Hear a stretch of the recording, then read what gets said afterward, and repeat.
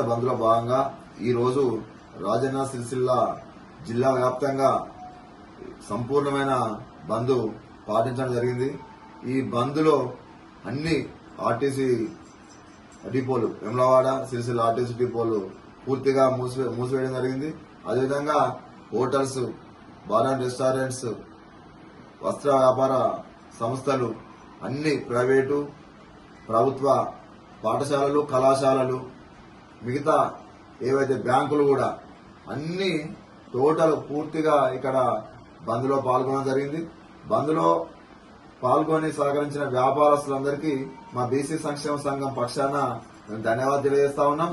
అదేవిధంగా అన్ని రాజకీయ పార్టీలు ఇందులో టీఆర్ఎస్, అదేవిధంగా సిపిఐ, సిపిఎం, టీజేఎస్ మరియు అధికార కాంగ్రెస్ పార్టీ కూడా ఇందులో ఈ బంద్ లో పాల్గొని విజయవంతానికి కృషి చేసేందుకు వాళ్ళకు కూడా ఈ అన్ని రాజకీయ పార్టీలకు కూడా నా పేరున ధన్యవాదాలు తెలియజేస్తా ఉన్నాను.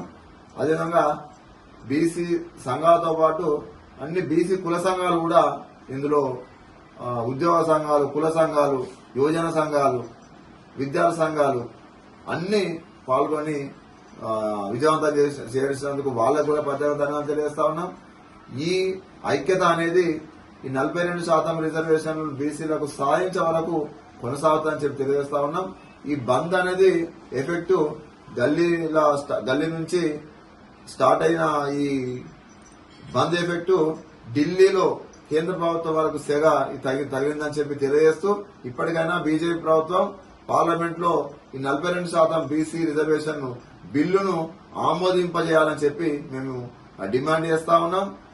మళ్లీ ఇది ఒక ఆరంభం మాత్రమే.